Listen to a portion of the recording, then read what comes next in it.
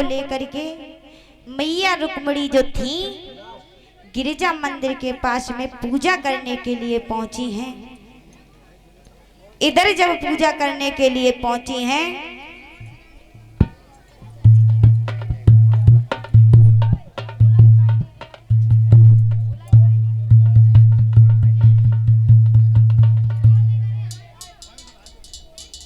रुक्मिणी मैया की सखियां घर पर क्या कर रही हैं? जल्दी आ जाओ हैं, इनके लिए अलग से अनाउंसमेंट करो भैया, तब निकलेंगे।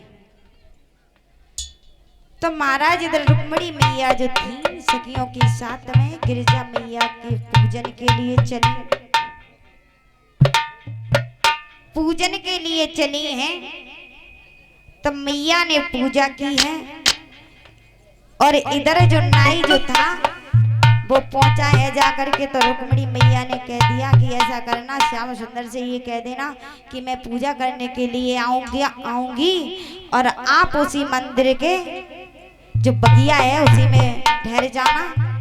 उसी समय भगवान जो थे उस रथ को बगिया में रोक लिया और इधर सीता मैया सखियों को लेकर के गिरिजा मैया के मंदिर में गई।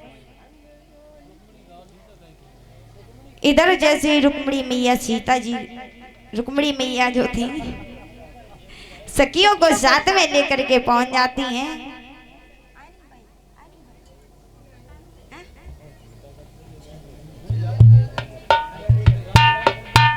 तो महाराज इधर जैसे ही पहुंचती हैं तो उन्होंने पहले मैया की तो पूजा करी और उसके बाद में कहने लगी भगवान कन्हैया पहचाने। तो पहचाने कन्हैया कहाँ गए? आ जाओ लल्ला, आ जाओ बेटा, निकल लिया निकल लिया। और इधर जो भगवान कन्हैया जो थे पहुंचे, यहीं खड़े हो ही जाओ ऐसे। तो भैया जैसे ही पहुंचते हैं तब भगवान कन्हैया सोचने लगे जा मैं तो भैया इतनी सारी सखियां हैं, अब रुक्मिणी है तो है कौन सी जिनस है? तो रुक्मिणी जो थी ऊपर हाथ किया कि भैया जे भाई सेना किन की खड़ी है? तो कहने लगे शिशुपाल की।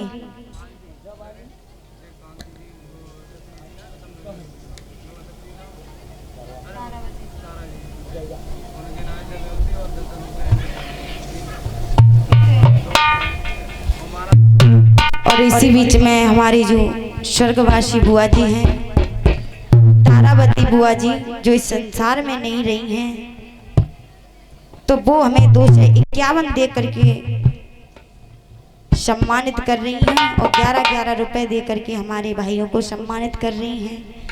मैं परमात्मा से यही कामना करती हूँ कि भगवान उनकी आत्मा को शांति प्रदान करे। तो महाराज इधर जैसे ही कहने लगी तो रुक्मिणी मैया ने जैसे ही हाथ ऊपर किया तो जो भगवान श्री कृष्ण थे उन्होंने देखा कि जय है रुक्मिणी। तो रुक्मिणी मैया जो थी आज पूजा करने के बाद मैं श्याम सुंदर के पास में पहुंची और कहने लगी अब का देख रहे, ले चलो पहुंचो। हाथ पकड़ा और रथ में बैठा लिया और जो सखियां थी वो भागी बिटरियां घर को। कैसे भजी मैया कि मैया रे मैया वकी पकड़ी कलैया।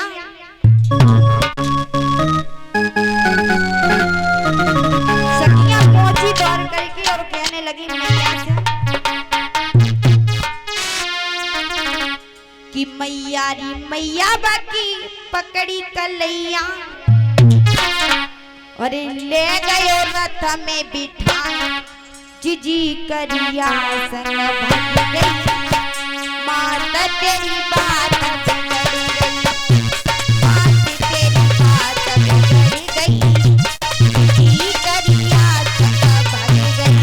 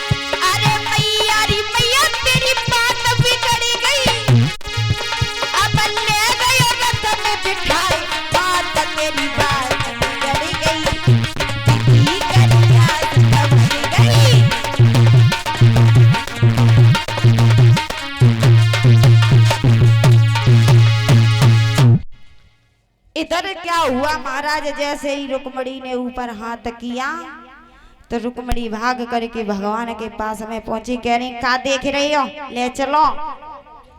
जैसे ही भगवान ने रथ पे बैठा लिया, जो सखियां थी वो मैया के पास में पहुंची, कहने लगी मैया तेरी तो बात बिगड़ गई, करिया करिया तो उस जीजी को ले गओ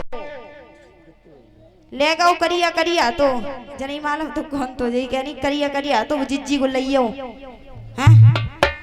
जैसे ही महाराज इतनी बात सुनी तो जैसे ही इधर शिशुपाल को पता चला तो शिशुपाल जो थे युद्ध करने लगे, भगवान से कहने लगे अरे चोर ठहरे जा, पहले हमसे युद्ध कर। इधर जैसे ही युद्ध किया तो जो शिशुपाल था वो प्राण बचा करके भाग गया। इधर रुक्म को पता चला तो रुक्म जो था युद्ध करने के लिए आया। बलराम भैया जो थे उन्होंने आकर के रुक्म को पराजित किया और भगवान श्री कृष्ण ने उसे आगे रथ से बांध लिया, तलवार ले ली हाथ में। और रुक्मणी कहने लगी देखो नाथ हम आपके सामने हाथ जोड़ रही हूँ, मेरे भैया के प्राणों को बख्श दीजिए। इधर इतनी बात सुनी, भगवान से विनती की तो भगवान ने उसे छोड़ दिया। इधर भगवान जो है द्वारकापुरी के लिए आ जाते हैं और जो मैया कन्यादान लेना चाह रही हो वे निकले हैं, कूलर एसी बेड सब ले आए हो हैं, कैसे लियो कन्यादान जब बताओ। जो ही मैया सबसे पहले यज्ञपति वरिष्ठ महाराज नवलदेव मैया को तो नींद आने लगी, ऐसे कर रही है, नींद आ रही महाराज। भैया कुर्सी डलवा दो, कमेटी वाले कहाँ गए, एक भी नहीं दिख रहे कमेटी वाले भैया, सिर्फ दिलीप भैया मुझे यहाँ दिख रहे हैं और कोई भैया एक भी नहीं दिख रहे, कहाँ हैं सारे, चले आओ घर से, नींद हमें पूरी नहीं भाई, क्या बात है।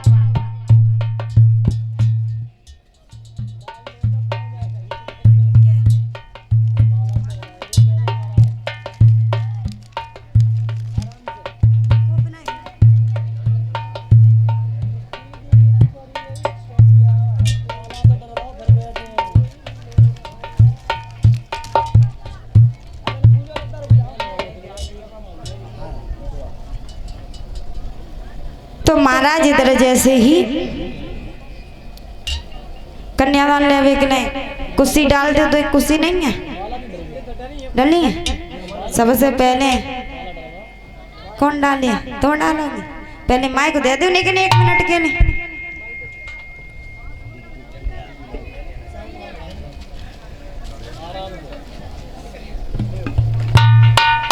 जब बताओ रुक्मणी मैया ले लो, रुक्मणी मैया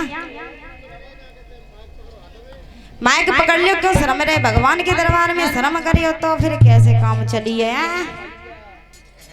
जब बताओ तुम्हें जो कालू कलूटो से जो कन्हैया पसंद है, हाँ सही में तो अच्छी बात है। कन्हैया तुम्हें रुक्मणी मैया पसंद है, आवाज निकाल लियो तो देखो मेरी पसंद है।